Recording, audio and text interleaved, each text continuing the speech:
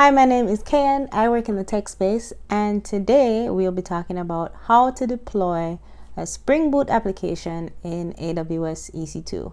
If you like this video, if you found some value in it, please feel free to like and subscribe so I can keep creating content just like this for you. Let's get started. So as I mentioned, we are going to be talking about how to deploy an application, specifically a Spring Boot application in AWS EC2. First of all, what is Spring Boot? Just a very quick overview. It's a JavaScript framework and it has pre-built libraries and functions that you can use when you're creating your web application. So it makes the process of creating web applications much faster than if you should do it from scratch.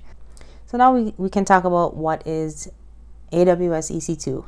AWS stands for Amazon Web Services, and EC2, it stands for Elastic Cloud Compute. So Amazon Web Services, Elastic Cloud Compute Service. This is an infrastructure as a service platform. And basically what that means is that Amazon is going to allow you to spin up your own servers, right? You specify how many CPU cores, how many gigs of RAM, what kind of storage you want, what kind of firewall rules you're going to put in place, and they will create the server for you. So instead of you having to spend money on physical hardware, they're going to create a virtual machine with all the specs that you require to run your application. And it's going to be created in an instant. Well, not exactly in an instant. It will take a few seconds, right? And you have to factor in time to do the configuration, but it's going to be much faster than you going ahead and creating your own virtual machine or trying to get some physical hardware that you can split up into virtual machines. So that's the benefit of AWS EC2. Another thing about AWS EC2, it's very useful for making your application scalable. So if you're just using one server and later on you find out that you need to use 3 servers or 4 servers or 5 servers or 100 servers, you're able to spin that up very quickly in AWS.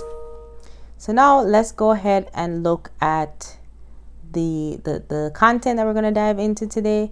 It's going to look very wordy, but I promise you we're going to go through each one step by step so we get a good understanding. So this is just step 1. We're going to create a simple Spring Boot application, run it locally in Eclipse. Then step 2, we're going to create an EC2 instance in AWS. Then step 3, we're going to move our Spring Boot application from our laptops into AWS EC2. So it's a 3-step process. We are going to start with step 1.